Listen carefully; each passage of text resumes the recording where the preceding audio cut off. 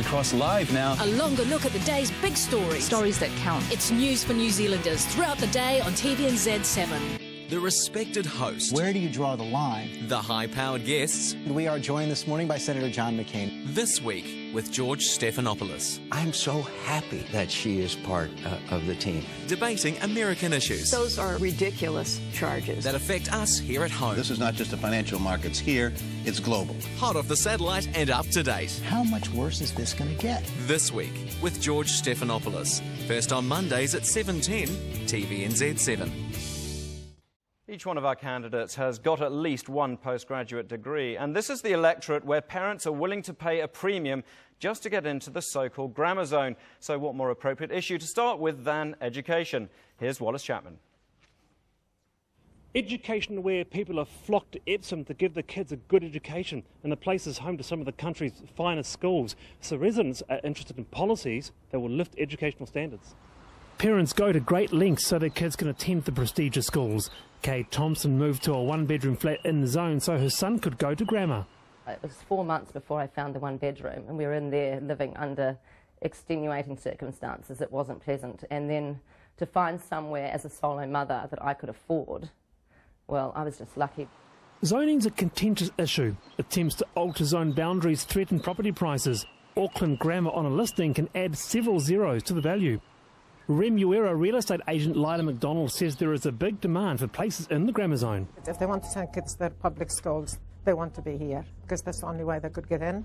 Some parents say the popularity of the schools means problems with overcrowding and standards. I think there's 38 kids in Dominic's class, whereas my daughter goes to a private boarding school and there's 12 kids in her class. So her marks are incredibly better because she gets that one-on-one. Parents want better marks for all their kids, and policy offerings ranging from voucher systems to national literacy and numeracy standards would be keenly felt here. Now we've got a question from Epsom Girls Grammar student Phoebe Jin. Phoebe. If you were elected as MP for Epsom, what would you do for education? Kate, pick that up, please. Well, the great thing about being the Labour candidate for Epsom and campaigning for the party vote is our proud track record in education. Under the leadership of Prime Minister Helen Clark, we've taken incredible strides at every single part of the education system. We've introduced 20 hours free early childhood education. We've brought in 6,500 more teachers into the schooling system beyond role growth. We've made sure that year one class sizes are one teacher to every 15 students. And we've also worked really hard on making sure tertiary education is accessible for all, including interest-free student loans, and now the introduction of universal student allowances, which I'm personally really pleased to see being introduced.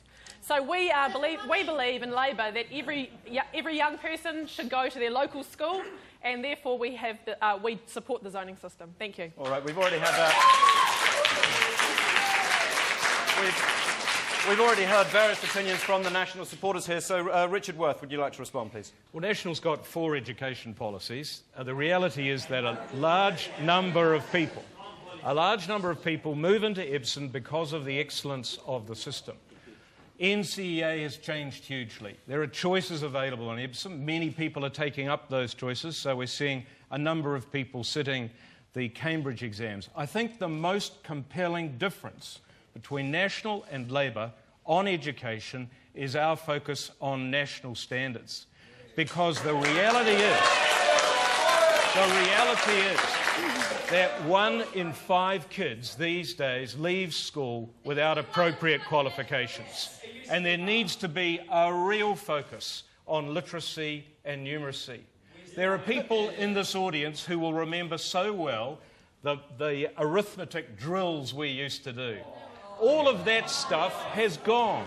There's been a completely different focus on literacy. I've been educated since the 1990s, and I've had a great education, and I managed to come through this system. National standards across New Zealand. I mean, NCEA is a standards-based test, and so what he's talked about is national standards, and that's what we have under NCEA. All that National is offering is taking the free off 20 hours free early childcare Just a couple of and points. introducing league tables for primary schools, and that's disgusting. Okay, let's give the candidates the chance to speak. A couple of points. So the Greens support.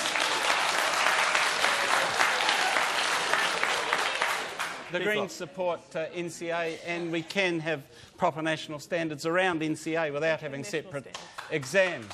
And I think the picture is not as rosy as Kate painted. If you just walk 100 metres down the road in this school, you'll see a whole pile of prefabs. The Greens say there should be a 10% increase in the operational grants for schools. It isn't adequate at the moment. We need to reduce the class size, which at this school is too big. We need to reduce class size to 20, put more financing in, and we have got a debt monster of $9 or $10 billion that people who have been students owe.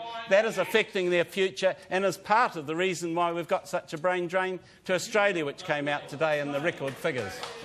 Rodney, would you like to respond? Sure. I think we all have an interest in the best education system that we can have in New Zealand, and I think that there have been some good things done under Labour, and I don't think we should oppose things that are good for education. Here are the things that I believe that we need to do.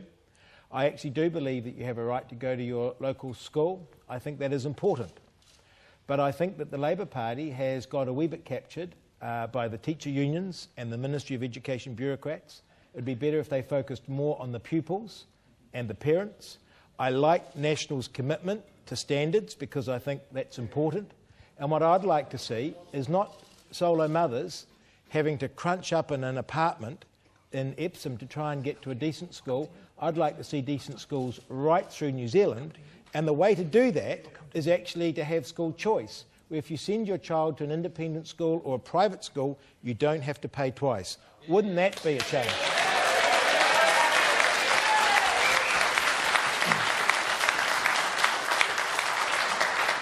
Well, and I think National agree with that. Just let Wallace come. Well, getting back to the issue of zoning, because it's such an important issue. Now, Lionel McDonald, who is a premier real estate agent in the area, how important an issue is it?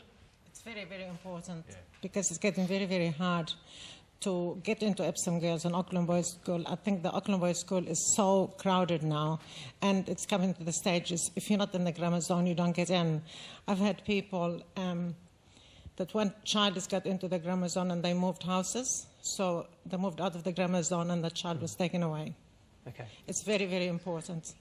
All right, Kate, that's an argument against zoning, so why does Labour support it? School zoning, it's incredibly important that young people can go to their local school. What we need to do is we need to keep cars off the road. We need to keep children walking to their local school and being able to access their local school. I agree with Rodney that all schools should be excellent, and they all are. And I was really... They're not. Our teachers work incredibly hard. I have a massive amount of respect for the teachers that work in this country. They all work very, very hard, and there is still more to be done. And the problem, okay, the problem with... All right. I want to end this issue on a positive note that the teachers all work incredibly hard, and I want to look at something a little bit different now. Epsom may be Auckland's most affluent electorate, but even here, crime and law and order are an issue. Here's Wallace again. Epsom is a relatively safe electorate, but the residents here are becoming increasingly concerned about the rising rate of violence, not just in Auckland but across New Zealand.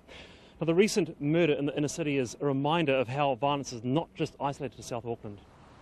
The Sensible Sentencing Trust says people in traditionally safe electorates are feeling vulnerable. You're thinking about the wider picture, you're thinking about friends or relatives that live in other parts of Auckland. I mean, yeah, it might be all right walking around Epsom and Remuera during the day and think, I'm all right, Jack, but you come to town at night and you see a different side of things. Mount Eden Prison is a holding pen for criminals from outside the area. Voters want dangerous offenders to stay there and not be let out to commit crimes like the stabbing of Auckland grammar student Augustine Burrell last year. But at the end of the day, it's the politicians have got a lot to account for because they're at the top of the tree and they sculpture our society. So they're the ones who are moulding, I suppose, these young people into criminals. Stamping out petty crime is a start. It was rife in Parnell before the Main Street Association got the police to sort it out. There was broken bottles around, misbehaviour, vomiting in some of the streets, and petty crime, break-ins and that around some of the fringe areas of Parnell. We had more patrol cars, which seemed to tidy a lot up. The graffiti has definitely disappeared.